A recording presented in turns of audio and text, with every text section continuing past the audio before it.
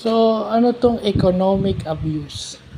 Ito ang tinitingnan ng BAUSI at BCPC, no, na pwedeng gawin ng isang lalaki sa kanyang live-in partner o sa kanyang asawa. Okay? Yung economic abuse is yung pag-control mo ng access to economic resources. Kasama na rito yung hindi mo pagbibigay ng pamasahe, hindi mo pinagagamit ng internet, hindi mo pagsustento sa mga anak nyo, hindi mo pagbibigay ng budgets para sa bahay, yung sustento sa mga anak, yung pera na gagamitin sa bahay, economic abuse daw yan. Kasama na yung pagsira ng gamit sa bahay, na meron daw na lifelong effects. I mean, psychologically, nakaka-trauma yan para dun sa babae. Marami nakakaranas yan dito sa Pilipinas. At kadalasan, lahat ng lalaki, puro abay dyan. So, yun ang sinabi ko kanina, kasi baka itong economic abuse, yung anak niya o yung asawa niya, pwedeng may anak siyang PWD, pwedeng ang asawa niya ay PWD. Hindi malayong mangyari yan. Kaya ibinablog natin kasi related yan. Yan yung mga basics sa batas na kailangan malaman natin, no? Yan yung tinitingnan sa RA 9262.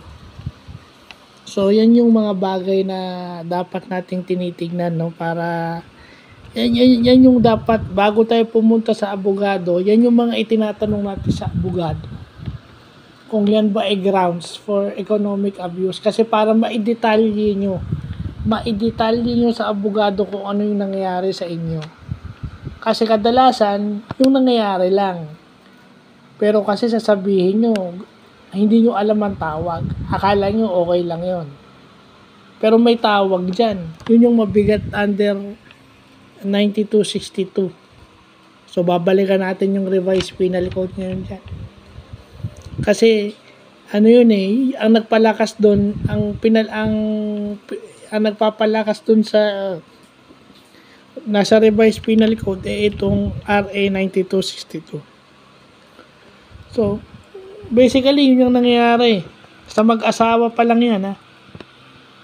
Kasi marami dito sa Pilipinas dyan, marami mga babae na kinakawawa ng kanilang mga asawa at iniiwan yung kanilang mga anak. At kadalasan, vice versa.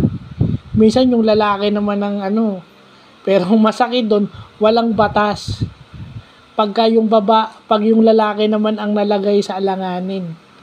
Sana, gawin yung neutral, di ba? Kung meron sa babae, dapat meron din sa lalaki. Di ba? Kasi minsan, yung babae naman ang nagloloko at yung lalaki naman ang kawawa. So, yun lang po.